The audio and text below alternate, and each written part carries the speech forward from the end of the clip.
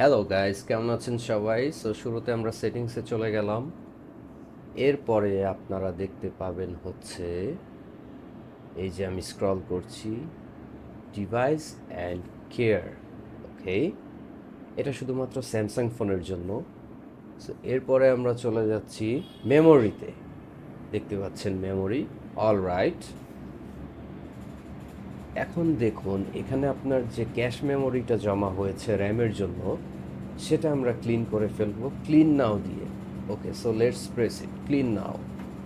Clean হয়ে যাচ্ছে, দেখতে পাচ্ছেন ফোনটা ক্লিন হয়ে যাচ্ছে একদম। খুব সহজেই আপনারা এইভাবে ক্লিন করে ফেলতে পারবেন এবং that's done.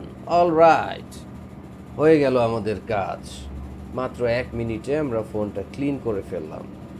Thank you so much for watching this video. Please subscribe the channel.